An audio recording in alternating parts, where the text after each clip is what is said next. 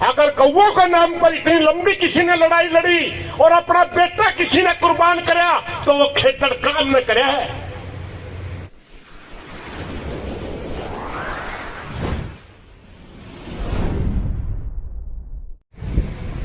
आपने बेरा भाषण तो अपन 3 घंटे बंद कर रखे हैं। मैं तो सिर्फ कल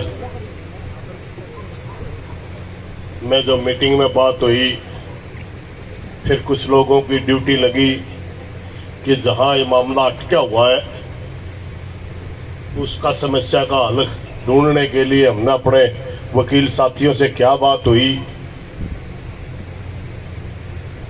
आज की मीटिंग भी होनी थी,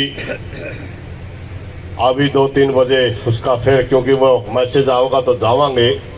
अपने आप तो हमने को तोड़ को लग रही।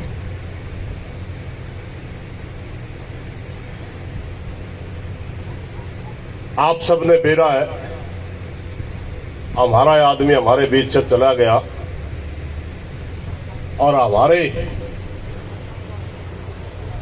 9 आदमी गांव के, 3 किसान नेता और 2 ड्राइवरा की जगह को खाली रख रखी है।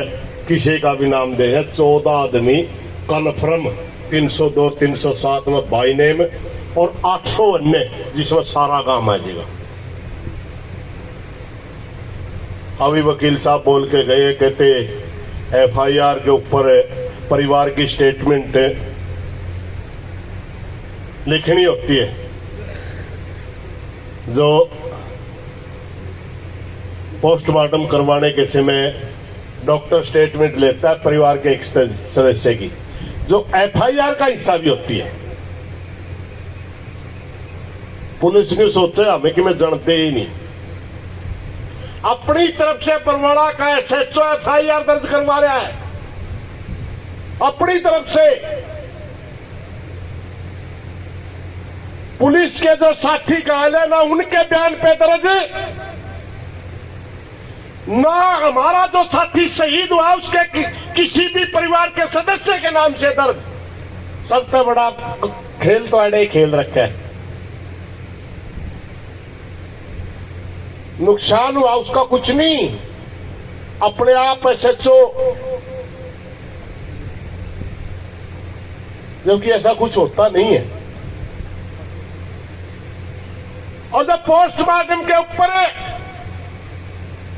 हमने स्टेटमेंट दिया वो एफआईआर का हिस्सा होना चाहिए था।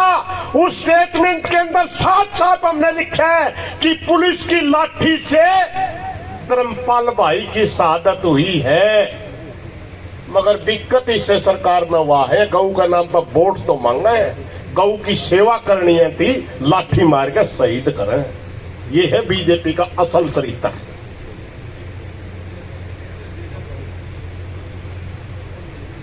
उसका लड़का कह रहा है कि पुलिस ने लाठी मारी मेरा बाप के और वो शहीद हो गया। एक लाइन भी नहीं लिख रखी चिड़िया। उसके पूरे शरीर पर कहीं चोट ही नहीं है, मात्र सिर में लाठी लग रही है। जब डॉक्टर ने प्रशासन का नहीं आंख करके बताया मात्र हेड इंजरी है, पुलिस ने प्रेस नोट तो दे दिया कि ट्रैक्टर के नीचे है, ट्रैक्टर का निशान ही नहीं है, हेड इंजरी से मर रहा है। इसका ट्रैक्टर नेड़े को भी नहीं। 50 हमारे पास गवाह है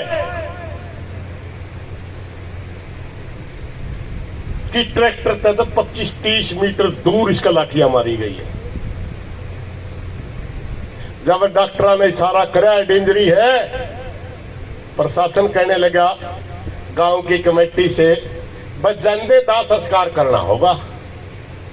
हमारी बात हुई तो कहने लगे जी कंडीशन लाओ। मैं कंडीशन नहीं माननी भाई, पहला कुछ भी मान ले, क्योंकि वो मामला किसी हम लाभार्थी नहीं है। खेतड़ गांव इस राखी का लाभार्थी नहीं है। एक पैसे का भी खर्च नहीं होता खेतड़ गांव में इस राखी के पैसे का। इसका लाभार्थी मात्र गौशाला है। इसको लाभ गांव को नहीं है राखी का। लड़ाई किसकी लड़ रहे थे? गौ भगत सत्यानाश कर दिया सारे देश का। अगर सबसे बड़ा इस हरियाणा के अंदर कोई गौ भगत है तो उसका नाम खेतड़ गांव है। अगर गौओं के नाम पर इतनी लंबी किसी ने लड़ाई लड़ी और अपना बेटा किसी ने कुर्बान कराया तो वो खेतड़ काम ने कराया है। और मारा भाई मारे बीच तक जावे और मारे ऊपर पर्चे दर्ज हुए और मारा जो भाई गया उसका लड़का कहा है कि मैं देखनिया हूं मेरे बाप का लाठी पुलिस ने मारी, कोई कार्रवाई नहीं। इससे बड़ा अन्याय तो मेरी समझ में होता नहीं। इस सरकार में जितने भी साथी बैठे जो हमारे बैठे वो सिर्फ सुन सकते हैं, बोल नहीं सकते।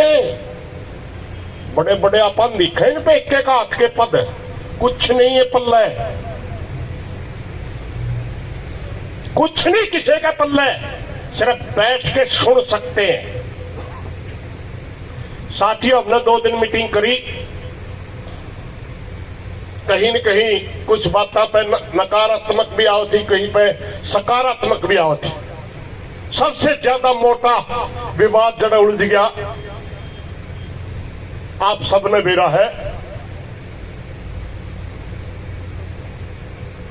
सरकार अपने गले एक चाल खेले थी। मैं पुरानी बातों तो छोटी मोटियां ना हल कर दिया और फिर इस गांव की गांठ न बांधा।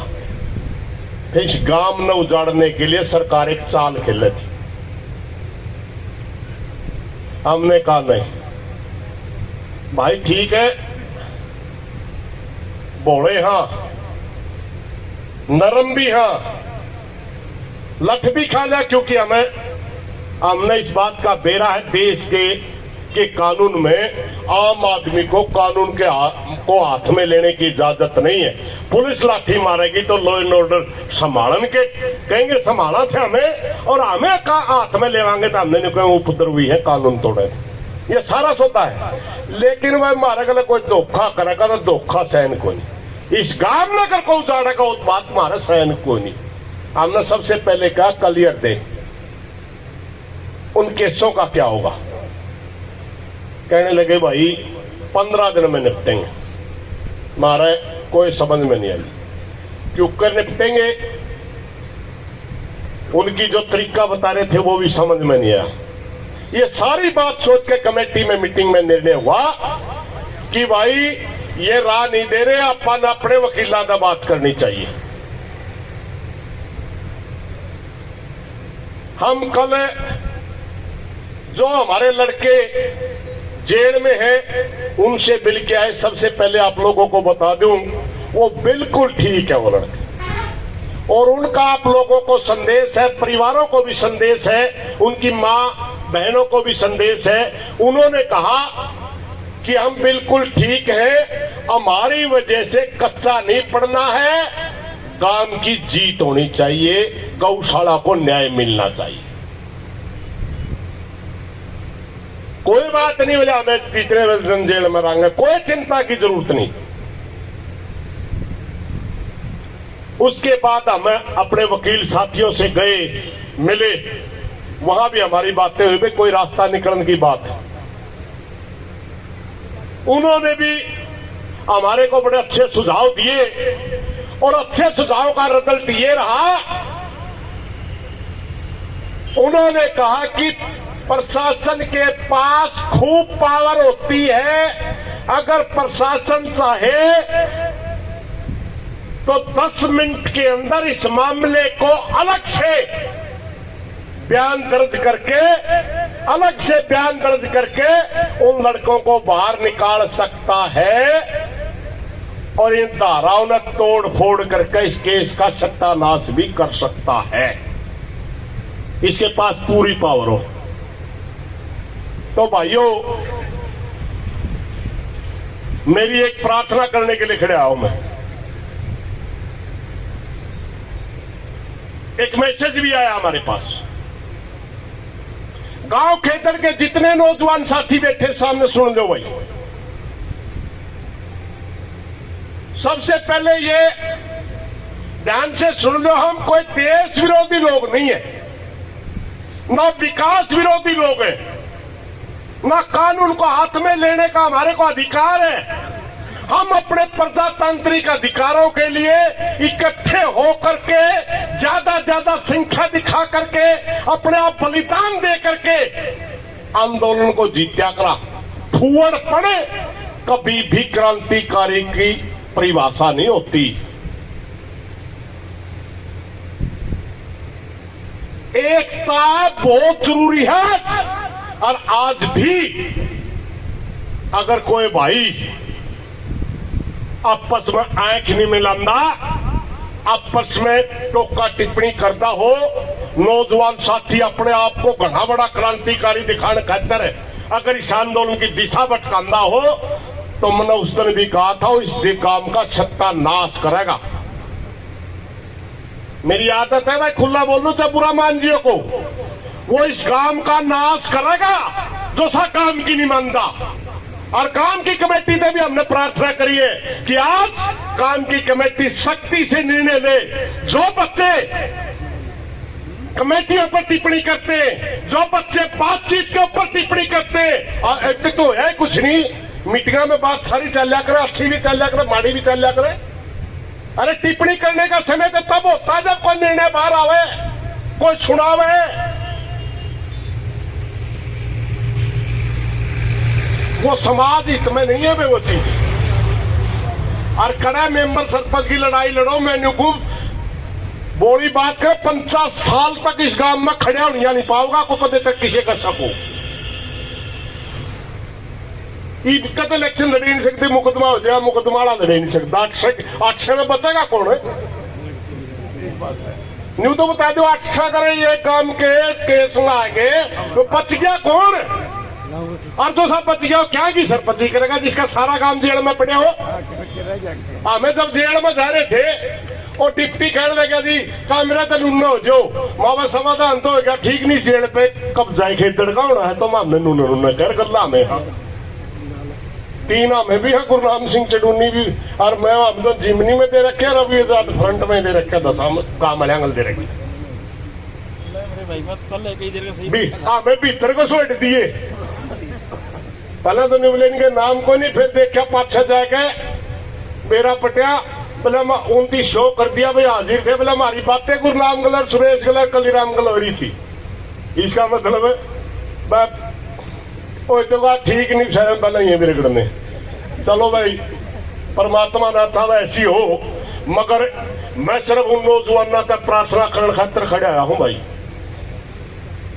जितने भी हरियाणा प्रदेश से ये लोग आ रहे, जितने खापों के अध्यक्ष आ रहे, जितने संगठनों के नेता आ रहे,